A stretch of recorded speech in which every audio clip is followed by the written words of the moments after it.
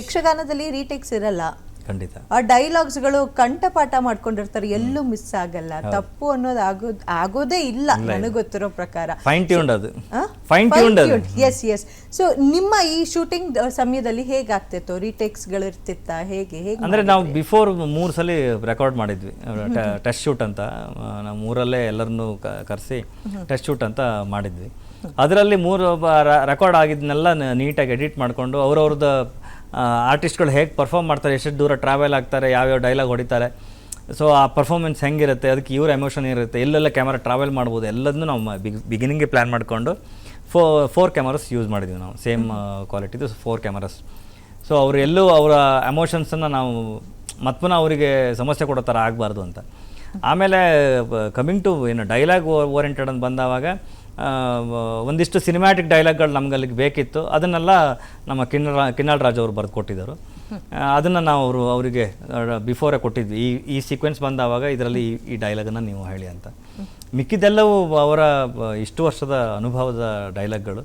ಅದು ಒಬ್ರಿಗೊಬ್ರಿಗೆ ಕೌಂಟ್ರು ಅದು ಅಷ್ಟು ಚೆನ್ನಾಗಿತ್ತು.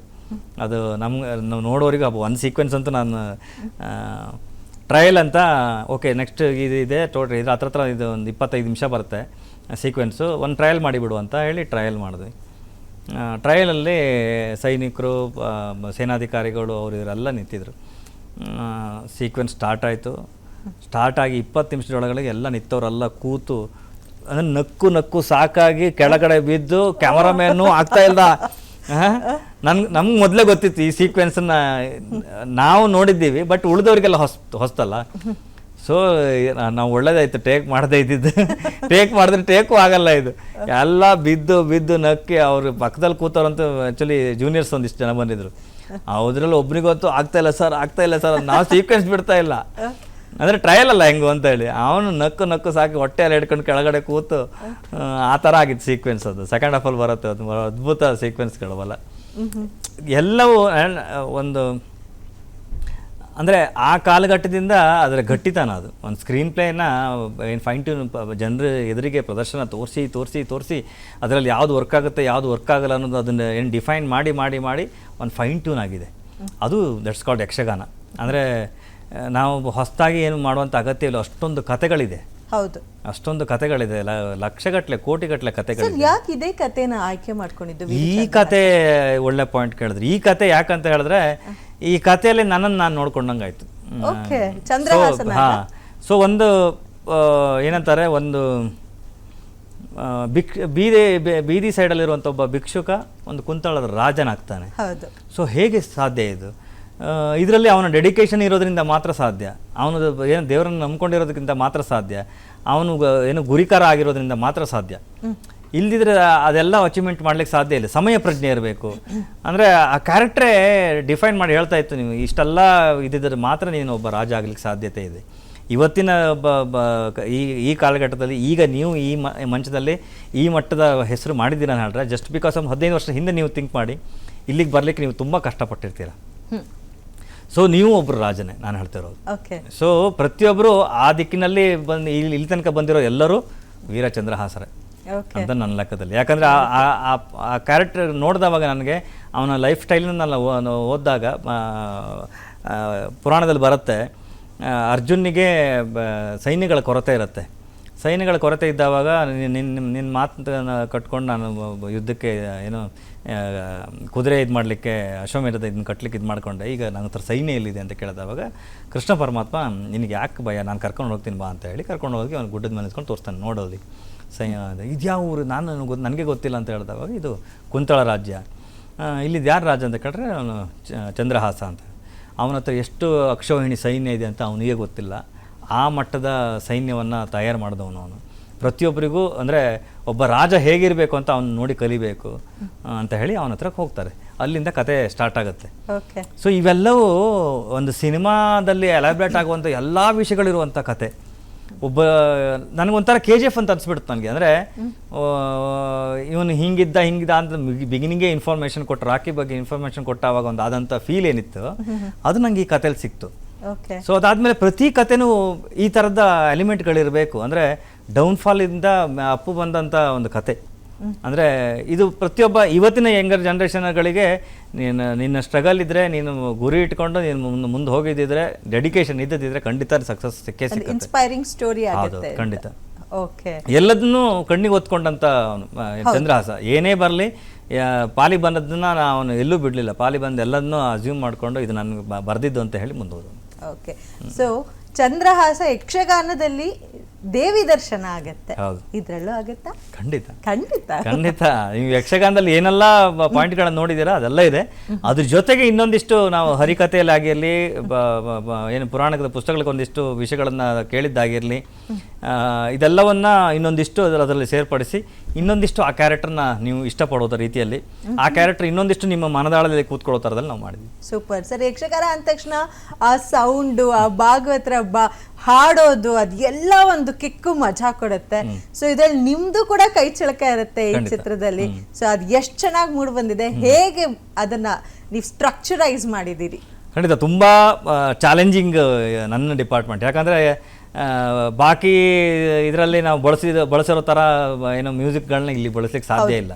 ಇಲ್ಲಿ ಹಿಮ್ಮೇಳದ ಏನು ಸೌಂಡ್ ಇದೆ, ಚಂಡೆ, ಮದ್ಲೆ, ತಾಳ, ನಮ್ಮಲ್ಲಿ 2 ತಾಳಗಳಿದೆ. ಒಂದು ತೆಂಕಿನ ತಾಳಗಳು ಇದೆ, ನಮ್ಮ ಬಡಗಿನ ತಾಳವೂ ಇದೆ. ಎರಡನ್ನೂ ಅದಾದ್ಮೇಲೆ ಜಾಗಟೆ ಇದೆ.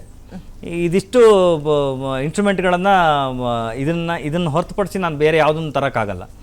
ಸೊ ಇದನ್ನು ಹೇಗೆ ಇದನ್ನು ಮಾಡ್ರೇಟ್ ಮಾಡೋದು, ಇದನ್ನು ಏನು ಆ ಎಲಿವೇಟೆಡ್ ನಿಮಗೆ ಥಿಯೇಟ್ರಲ್ಲಿ ಆ ವೈಬ್ರೇಷನ್ ಸಿಗಬೇಕು. ಸೊ ರೆಕಾರ್ಡ್ ಮಾಡೋಕ್ಕೆ ಸ್ಟಾರ್ಟ್ ಮಾಡಿದ್ವಿ. ನಾರ್ಮಲಾಗಿ ನನ್ನ ಸಿನಿಮಾಗಳೆಲ್ಲ ಒಂದು 600-700 ಟ್ರ್ಯಾಕ್ಗಳು ನಾವು ರೆಕಾರ್ಡ್ ಮಾಡ್ತೀವಿ ಎಲ್ಲ ಸೇರಿಸಿ. ಸೊ ಇಲ್ಲಿ ರೆಕಾರ್ಡ್ ಆಗ್ತಾ ಹೋಯಿತು. Day 1, day 2, day 3, day 4, day 5 ಈ ಥರ ರೆಕಾರ್ಡ್ ಆಗ್ತಾ ಹೋಯಿತು. ಹತ್ತಿರ ಹೋಗಿ ಚಂಡೆ ಮೊದಲಿಗಳ ಟ್ರ್ಯಾಕು ಹತ್ರ 1600 1700 ಟ್ರ್ಯಾಕ್ ಆಯಿತು. ಓ ಮೈ ಗಾಡ್. ಸೊ ಅಷ್ಟು ಸೌಂಡು ನಿಮಗೆ ಥಿಯೇಟ್ರಲ್ಲಿ ಕೇಳಲಿಕ್ಕೆ ಸಿಗುತ್ತೆ. ಇದು ನಿಮ್ಮ ಮೊಬೈಲಲ್ಲಿ ಸಿಗಲ್ಲ. ಸೊ ಥಿಯೇಟರ್ನಲ್ಲಿ ಕುರ್ಚಿ ಮೇಲೆ ಕೂತವ್ರಿಗೊಂಥರ ಥ್ರಿಲ್ಲಿಂಗ್ ಮೂಮೆಂಟ್ ಆಗೋದು 200%. ಅದಾದ್ಮೇಲೆ ಇನ್ನೊಂದು ಶಾಕಿಂಗ್ ಎಲಿಮೆಂಟ್ ನನಗೆ ಆಗಿದ್ದು, ಇದನ್ನೆಲ್ಲ ರೆಕಾರ್ಡ್ ಮಾಡಿ ಅದನ್ನು ನೀಟಾಗಿ ಏನು ಕ್ಲೀನಪ್ ಎಲ್ಲ ಮಾಡಿಕೊಂಡು ನಂದು ಸೌಂಡ್ಸ್ಗಳನ್ನೆಲ್ಲ ಪ್ರೋಸೆಸ್ ಮಾಡೋ ಯು ಎಸ್ ಟೀಮಿಗೆ ಕಳಿಸ್ಕೊಟ್ಟೆ. ಅಲ್ಲಿ ಹೋದ್ಮೇಲೆ ಅದು ಪ್ರೋಸೆಸ್ ಆಗಿ ಬಂದಾದ್ಮೇಲೆ ಅನ್ಕಂತು ಕಾಲರ್ ಪಟ್ಟಿಯೆಲ್ಲ ಮೇಲೆ ಹಾಕಿ ನಾನು ಫಸ್ಟ್ ಸ್ಪೀಕರಲ್ಲಿ ಕೇಳಿದವಾಗ ಒಂದು ಖುಷಿಯಾಗಿದ್ದ ರೀತಿಯೇ ಬೇರೆ. ಅಯ್ಯೋ ನಮ್ಮ ಸೌಂಡ್ ಇಡೀ ಪ್ರಪಂಚದ ಸೌಂಡನ್ನು ಮೆಟ್ಟೋಷ್ಟು ತಾಕತ್ತಿದೆ ಅಂತ ನನಗನ್ನಿಸ್ತು. ಅದಾದಮೇಲೆ ಅದರಲ್ಲಿ ಈಗ ಮೊದಲೇ ಸೌಂಡಲ್ಲಿ ಇರುವಂಥ ಕಿಕ್ಕು ನಮ್ಮ ಯಾವ ಇದಕ್ಕೂ ಕಮ್ಮಿ ಇಲ್ಲ, ಅದನ್ನೆಲ್ಲ ಮೀರಿಸೋವಂಥ ಕಿಕ್ಕಿತ್ತು. ಅದರಲ್ಲೇ ಅದನ್ನು ತೆಗೆದು ಅದನ್ನೇ ಇನ್ನೂ ಫ್ರೀಕ್ವೆನ್ಸಿಗಳನ್ನು ಟ್ವೀಕ್ ಮಾಡಿ ಅವರು ಅದರಲ್ಲೇ 808 ಕಿಕ್ಕನ್ನು ಕ್ರಿಯೇಟ್ ಮಾಡಿಕೊಟ್ಟಿದ್ರು. ಇಡೀ ಥಿಯೇಟ್ರು ಅಲ್ಲಾಡುತ್ತೆ. ಅಂದರೆ ನಮ್ಮ ಕಲ್ಚರಲ್ಲಿ ಇಷ್ಟೊಂದು ಇದೆ ಅಂತ ಹೇಳಿ ವೆರಿ ರಿಚ್ ಆಕ್ಚುಲಿ ಕಲ್ಚರ್. ಅದು ನನ್ನ ಐ ಓಪನರ್ ಇದು. ಅಂದರೆ ಎಲ್ಲ ಆ್ಯಂಗಲಲ್ಲೂ ಒಂದು ಸಿನಿಮಾ ವಿಷನರಿ ಪಾಯಿಂಟಲ್ಲಿ ಆಗಿರಲಿ ಅಥವಾ ಏನು ಶಬ್ದ ವಿನ್ಯಾಸದಲ್ಲಾಗಿರಲಿ ಇದೊಂದು ಹೊಸ ಆಯಾಮ. ಖಂಡಿತವಾಗ್ಲೂ ನಾನಂತೂ ಇದರಿಂದ ತುಂಬ ಎಕ್ಸೈಟ್ ಆಗಿದ್ದೀನಿ, ತುಂಬ ಕಲ್ತ್ಕೊಂಡಿದ್ದೀನಿ.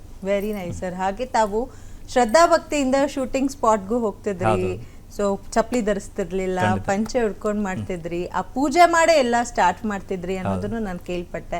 ಬಹಳ ಖುಷಿ ಆಯ್ತು. ಸೊ ಆ ಶ್ರದ್ಧೆ ಭಕ್ತಿಗೆ ಪ್ರೇಕ್ಷಕ ಮಹಾಪ್ರಭು ಉತ್ತರ ಕೊಡ್ತಾನೆ ಅನ್ನೋದು ನನ್ನ ಆಶೆ. ಖಂಡಿತ. ಇಲ್ಲಿ ಈ ಮೂಲಕ ನಿಮ್ಮ ವೀಕ್ಷಕರ ಬಳಗದಲ್ಲಿ ನನ್ನನ್ನು ತುಂಬ ಸಲ ಗುರುತಿಸಿ ಈ ಮಟ್ಟಕ್ಕೆ ತಗೊಂಬಂದಂಥ ವೀಕ್ಷಕರ ಬಳಗದಲ್ಲಿ ನನ್ನಂಥ ವಿನಂತಿ, ಸಿನಿಮಾಗಳನ್ನು ನಾವು ಮಾಡ್ತೀವಿ, ನಮ್ಗೆ ಗೊತ್ತಿರೋದು ದೇವಸ್ಥಾನ ಒಂದೇ, ಆ ದೇವಸ್ಥಾನ ನೀವೇ ಆಯ್ತೆ. ದೇವಸ್ಥಾನಕ್ಕೆ ನಾವು ಪ್ರತಿ ಸಲವೂ ಏನು ಫಲಪುಷ್ಪಗಳನ್ನು ತಗೊಂಡೋಗಿ ದೇವರ ಪಾದಕ್ಕೆ ಅರ್ಪಿಸ್ತೀವಿ. ನಮ್ಗೆ ಗೊತ್ತಿದ್ದಂಗೆ ದೇವರು ಮಾತಾಡಲ್ಲ ಅಂತ ಅಂದ್ಕೊಂಡಿದ್ದೀನಿ. ದೇವರು ಪ್ರತಿ ಸಲ ಆಶೀರ್ವಾದ ಕೊಡುವುದು ಮಾತ್ರ ದೇವರಿಗೆ ಗೊತ್ತಿರೋದು. ಈಗ ಸ್ವಲ್ಪ ದೇವರು ಮಾತಾಡೋಕ್ಕೆ ಶುರು ಮಾಡಿದ್ದಾನೆ. ಸೊ ಕಲಾವಿದರನ್ನು ಏನು ಕಲಾ ತಂತ್ರಜ್ಞರ ನಾವು ತುಂಬ ಸೆನ್ಸಿಟಿವ್ ಡಿಪಾರ್ಟ್ಮೆಂಟ್ನವರು. ಸೊ ನಮಗೆ ನಿಮ್ಮ ಆಶೀರ್ವಾದ ಮಾತ್ರ ಬೇಕು. ಹಾಗಾಗಿ ನೀವು ಆಶೀರ್ವಾದ ಕೊಡಿ. ಪ್ರತಿಯೊಂದು ಸಿನಿಮಾಗಳಿಗೂ ನಿಮ್ಮ ವಿಶಸ್ಸಲ್ಲಿ ನಿಮಗೆ 1000 ದಿಕ್ಕಿರ್ಬೋದು, ಆದರೆ ಒಬ್ಬ ಕಲಾವಿದನಿಗೆ ಕಲಾ ತಂತ್ರಜ್ಞಾನಿಗೆ ನೀವು ಒಬ್ಬರೇ ದಿಕ್ಕು. ನಮಗೆ ಬೇರೆ ಎಲ್ಲೂ ಡೋರೇ ಇಲ್ಲ, ನಮ್ಗೆ ಡೋರ್ ಇಪ್ಪದು ನಿಮ್ಮದು ಒಂದೇ. ಸೊ ಹಾಗಾಗಿ ಪ್ರತಿಯೊಂದು ಸಿನಿಮಾಗಳನ್ನು ಚಿತ್ರಮಂದಿರದಲ್ಲಿ ಬಂದು ನೋಡಿ, ನಾವು ಮಾಡಿದಂಥ ಕೆಲಸಗಳು ನಿಮ್ಮ ಪ್ರಶಂಸೆಗಳು ಸಿಗಲಿ. ಇದೇ 18ನೇ ತಾರೀಕು ವೀರಚಂದ್ರಹಾಸ ಎಲ್ಲ ಚಿತ್ರಮಂದಿರದಲ್ಲಿ ರಿಲೀಸ್ ಆಗ್ತಾ ಇದೆ. ಒಂದು ಖುಷಿ ವಿಚಾರ ಅಂತ ಹೇಳಿದ್ರೆ ಚಂದ್ರಹಾಸ, ವೀರಚಂದ್ರಹಾಸ ಅನ್ನುವಂಥದ್ದು ಕನ್ನಡ ಬಿಟ್ಟು ಈಗ ತೆಲುಗುಗೂ ಆಗ್ತಾ ಇದೆ. Wow, so congratulation. ನಿನ್ನೆ ಬಂದಂಥ ಒಂದು ಅಪ್ಡೇಟು, ಒಬ್ಬರಿಗೆ ಶೋರಿಲ್ ತೋರಿಸಿದವಾಗ ಅವ್ರು ತುಂಬ ಖುಷಿಪಟ್ಟು, ವೆಸ್ಟ್ ಗೋದಾವರಿ ಕಡೆ ಈ ಥರದ ಇದೆಯಂತೆ. ಸೊ ತುಂಬ ಖುಷಿ ಆಯಿತು ಅಂತ ಹೇಳಿ ತೆಲುಗು ನಾವು ಮಾಡ್ಕೊತೀವಿ ಇದನ್ನು ಡಬ್ಬಿಂಗ್ ಅಂತ ಹೇಳಿ ಮಾಡ್ಕೊಂಡಿದ್ದಾರೆ. Super super. ಬದಲಾವಣೆಗಳು, ಡೆವಲಪ್ಮೆಂಟ್ಗಳು ನಡೀತಾನೆ ಇದೆ, ಭಾಳ ಖುಷಿ ಆಗುತ್ತೆ. ಇದು ಒಂದು ಸಿನಿಮಾ ಅನ್ನೋದಕ್ಕಿಂತ ಇಂಪಾರ್ಟೆಂಟು ನಮ್ಮೆಲ್ಲರ ಜವಾಬ್ದಾರಿ. ಯಕ್ಷಗಾನವನ್ನು ವಿಶ್ವಗಾನ ಮಾಡಬೇಕು, ಯಕ್ಷಗಾನವನ್ನು ನಮ್ಮ ಕಲೆಯನ್ನು ಎಲ್ಲರೂ ಇದನ್ನು ನೋಡೋ ಥರ ಆಗಬೇಕು. ಮೊದಲಿಗೆ ನಮ್ಮ ಕರ್ನಾಟಕದ ಭಾಗದವರು, ಕರ್ನಾಟಕದ ಕರಾವಳಿ ಬಿಟ್ಟು ಉಳಿದ ಭಾಗದವರು ಎಲ್ಲರೂ ಇದ್ದೀರಿ. ಎಲ್ಲರೂ ಒಂದ್ಸಲಿ ನಮ್ಮ ಕಲಾವಿದರ ಬಗ್ಗೆ, ನಮ್ಮ ಈ ಕಲೆಯ ಬಗ್ಗೆ ಸ್ವಲ್ಪ ಗಮನ ಹರಿಸಿ ಎಲ್ಲರೂ ಸೇರಿ ಯಕ್ಷಗಾನದ ರಥವನ್ನು 18ನೇ ತಾರೀಕು ಯಕ್ಷ ಹಬ್ಬ ಆಚರಿಸಿ ಯಕ್ಷ ರಥವನ್ನು ಎಳೆಯೋಣ, ಇಡೀ ಪ್ರಪಂಚಕ್ಕೆ ಯಕ್ಷಗಾನವನ್ನು ತೋರಿಸೋಣ ಅಂತ ಹೇಳಲಿಕ್ಕೆ ಇಷ್ಟಪಡ್ತೇನೆ. ಥ್ಯಾಂಕ್ ಯು ಸೋ ಮಚ್ ನಮ್ಮ ಕಾರ್ಯಕ್ರಮಕ್ಕೆ ಭಾಗಿಯಾಗಿದ್ದಕ್ಕೆ ಆ್ಯಂಡ್ ಕಂಗ್ರ್ಯಾಚುಲೇಷನ್ಸ್. ಬಿಡುಗಡೆ ಆಗೋಕ್ಕಿಂತ ಮುಂಚೆನೆ ಬಹಳಷ್ಟು ಪಾಸಿಟಿವ್ ಕೊಟೇಶನ್ಸ್ ಕೇಳಿ ಬರ್ತಾ ಇದೆ ತಮ್ಮ ಕಡೆಯಿಂದ. ಸರ್, ಕೊನೆಯದಾಗಿ ನಮ್ಮ ಗ್ಯಾರಂಟಿ ನ್ಯೂಸ್ ವೀಕ್ಷಕರಿಗೆ ಚಂದ್ರಹಾಸದ ಏನೂ ನೀವು ಬಿಟ್ಕೊಟ್ಟಿಲ್ಲ, ಯಾವ್ದಾದ್ರು ಒಂದು ಲೈನ್ ಸರ್ ನಮ್ಮ ಪ್ರೇಕ್ಷಕರಿಗೋಸ್ಕರ ಏನು ಹೇಳೋದು ಸರ್? ಯಾವ್ದೋ ಆ ಮ್ಯೂಸಿಕ್ ಲೈನ್ ಆಗಿರುತ್ತೆ, ಒಂದೇ ಒಂದು ಲೈನ್.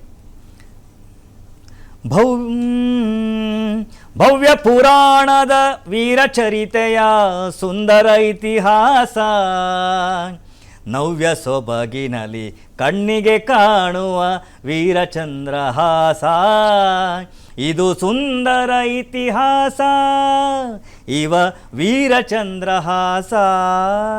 Wow, amazing.